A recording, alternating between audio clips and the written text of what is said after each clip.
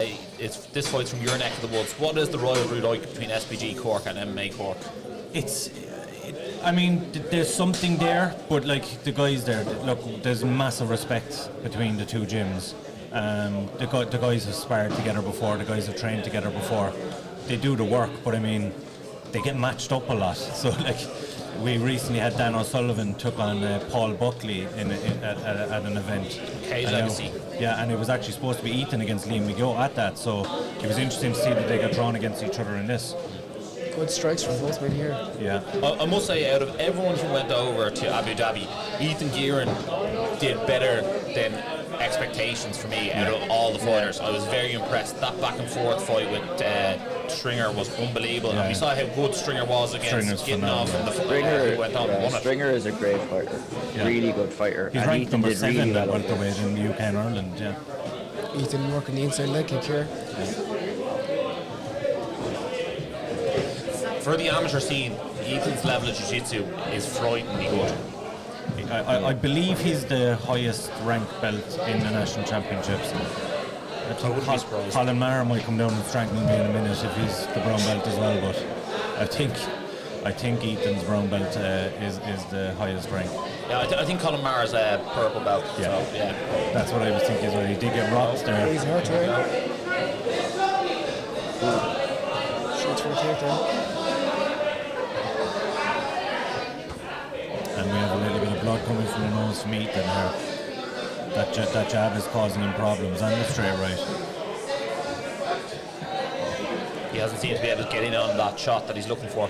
Yeah. But as you've seen over in Abu Dhabi, he is tough as nails. He's a hard man to get out of there. Yeah.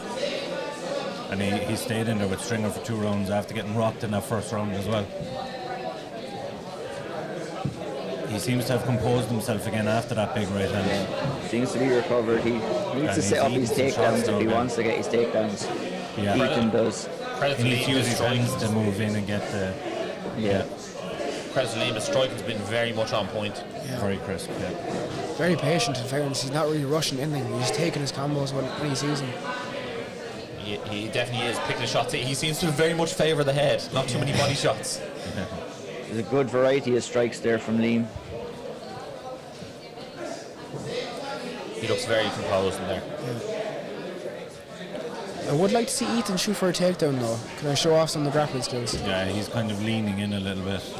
Yeah, he seems to be struggling a little bit maybe with the size and the strength of Liam McGeough. It could be a case of getting out of the first round, getting some advice from the corner and coming out a different fighter in the second. And 100%. He's going to have to... Yeah, he's going to have to change it up. I mean, the striking, he's been doing all right, Ethan, with the striking, but it's clear that he'd have the advantage on the mat, so he probably is 1 round down after that, after getting hurt. Yeah. And big first round for Liam McGeough.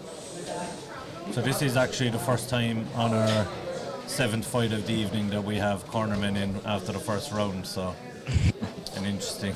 They waited for me to go to the second round. You ask and you shall receive, Ross. Well, you know what, I always think it's interesting, especially in amateur levels, because one thing I'm really big on is being able to listen to your corner work and then making those adjustments. Yeah. A lot of times you see someone and you can hear the corner shouting into the cage and the fighter doesn't do what he's been told. I always find one thing that's terribly underrated is being able to listen to your corner and make those adjustments. I mean, the very best in the business do that. It's a skill in its own right that you have to learn when you're training, you know what I mean? And that's why, you know, you like to keep your cornermen the same all the time. You get used to hearing their voice. Yeah. Especially when it gets wild in there. When you start getting tired as well, you start going into auto drive when you're inside the cage as well. And to have a good solid coach there behind you just to kind of direct you with a couple of simple movements and stuff. Someone who I thought did really well at the IMMAA World Championships doing that was Kieran Davern. I thought some of his corner work was excellent over there, so it's so important to have. His level of positional knowledge is next to none, and he is one of the best corners game. Very calm instructions as well. Yeah. Here we go. We do have a round 2 for the first time again today. Ethan Guerin needs to put on his wrestling singlet. Yeah, he'd be well advised to take this one down as soon as possible and use that jiu-jitsu, the advantage that he does have. Good left straight from Ethan to start off the round.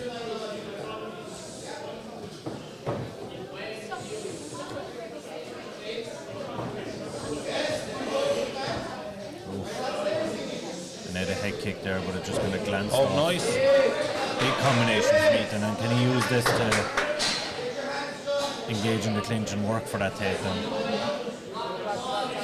I spoke to Ethan yesterday, and he said that he was too eager to get into a scrap when he knows his advantages can be on the ground. But he enjoys the scrap.